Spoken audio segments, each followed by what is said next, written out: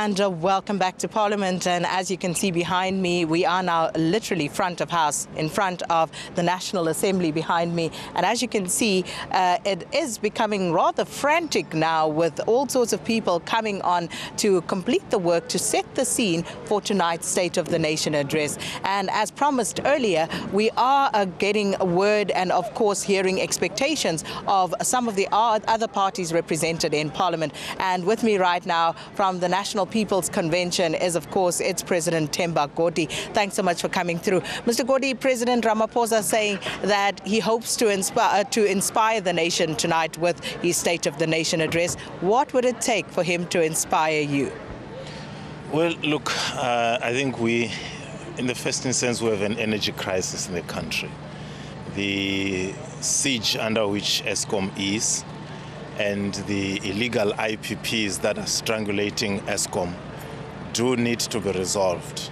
But of course, the issue of corruption, especially, I think the agency right now, what measures, what steps are taken to deal with the corrupt, not just some low-lying officials, but the very top guys who make the political decisions and have the political powers. In the absence of measures around those, I don't think there will be any inspiration.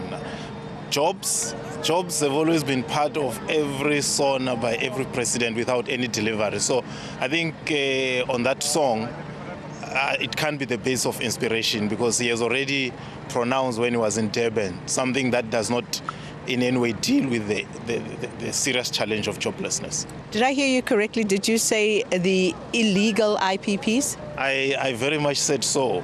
Look, the treachery of signing the IPPs, firstly against the wishes of the leadership of Eskom, and secondly at prices that can only exacerbate the dire financial position of Eskom, and the refusal by the Minister of Energy to actually declare who are these people who are owning the IPPs, leaves the rumors circulating around in Chisanyamas about families of cabinet ministers benefiting unanswered. And to us as the APC, if this matter is not dealt with, everything depends on energy.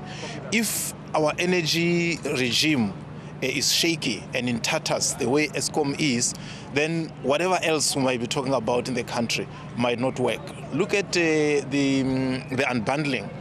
We are aware that the Eskom Financial Corporation, which was the housing scheme of Eskom, is about to be sold off. To whom? To people who are closely connected with the leadership of the majority party. Now, for us, all these matters, if they are not dealt with, I don't think that there's anything that can inspire us as the APC and the nation at large. Those are very serious, allegations that you are raising right now, and ones that need to be delved in rather deeper. But what does that mean? What does that say for the work being done by this august house behind us, the legislature, if all of these things are happening under your stewardship? Well, look, the work of Parliament can and should actually improve, especially the portfolio committees, because they deal with policy matters. But a lot of wrongdoing and wrong policies get slipped through Parliament without any whimper from the committees that are supposed to deal with them. We are talking about an Eskom that has a debt of over 400 billion rands. And you have the IPPs from which Eskom is contracted for 20 years to purchase energy at a particular set price. And yet Eskom sells to the public at a much lower price. That is why you see Eskom asking for these escalations that are never ending, because for as long as they sell electricity to us at a cheaper price, but they buy it at a higher price, there is no way in which their balance sheet is going to balance. So Parliament should actually be in the forefront in saying, no, the policy choices that are being taken by the executive are actually contrary to the objective of wanting to improve the lives of the people and making things better. So what he says and what is done are actually in sharp-pointed contradiction. And that's why I'm saying, unless these matters are resolved, he comes here and tells us we're not unbundling Eskom, we are going to renegotiate the IPPs. I don't think that anything else will be worth the paper it is written on. Well, certainly we'll catch up with you later on tonight, hopefully after the speech, to hear what your sentiments are post the delivery of SONA. Thank you so much, Mr. Godi of the African People's Convention. And as promised, we're going to have them coming in, streaming in now, and getting a word on expectation from tonight's State of the Nation address. And joining me now from the Inkatha Freedom Party is, of course, their Chief Whip here in Parliament, Mr. Singh. Good to see you again. Yes. What are your expectations for tonight? Well, likewise, thank you very much for the opportunity. Nothing earth-shattering, because we're very close to elections. We expect the President just to talk about the pronouncements he made at the last SONA, which was not very long ago, and what has been achieved since then. As the IFP, we don't believe much has been implemented. Lots of actions, but short on implementation. Because as we look at the country at the moment, I mean, there are many things that are not right. Healthcare system is in a very parlous state. The economy is something that we cannot write home about. Students are up in arms because there were false promises being made by the ruling party and the previous president on free education without thinking where the money is going to come from. Our revenue shortfalls are disastrous, to say the least. So he probably would inspire some hope in some people in the country, but I think it's going to be more an electioneering speech rather than mapping out the state of the nation for the next 5 years or so, which will happen later on this year. So what would the President have to say tonight to actually tip it for you and take it to the next level? He'll have to say that, well, with Eskom, we've done 1, 2, 3.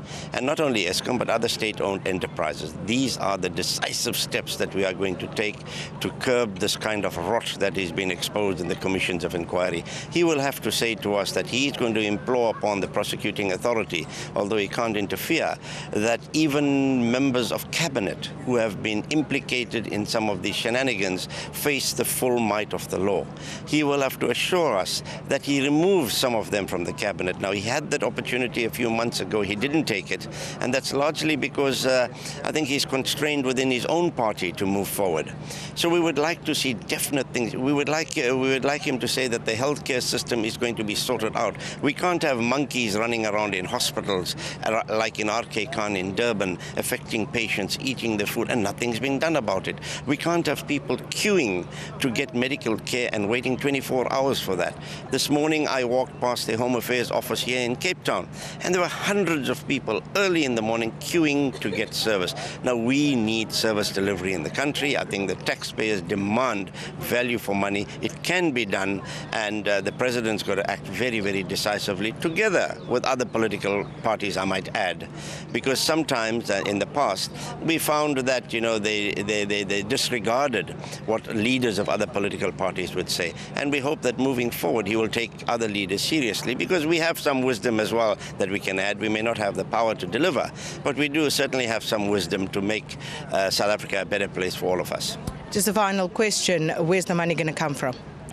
Well, the money can only come from increasing taxes, which is something that we cannot do at this moment in time because of poor investor confidence. But we have to create an environment in our country which will allow investors, both national and international, to come into South Africa and say, well, it is a home for all of us. We have to stop this rhetoric on expropriation of land without compensation, because the President himself has said to Parliament that there is no need to amend the Constitution. They just want to make it more explicit. Now, those kind of statements, create uncertainty in the minds of investors, particularly overseas investors. And South Africa has relied to a large extent, as many other countries, on international investment. And if we want to see that, we have to say the right things. We have to stop talking about nationalization of the Reserve Bank and those kinds of things. We need stability, and economic stability is going to be the answer to prosperity in our country. Thank you so much, Mr. Singh, Chief Whip of the Inkatha Freedom Party. And common thread there, dealing with corruption, dealing with Eskom in particular amongst the state-owned enterprises, and much concern, and many people will be looking out to hear what the President has to say, particularly around this purported unbundling of Eskom. What's it going to look like, and where is it going?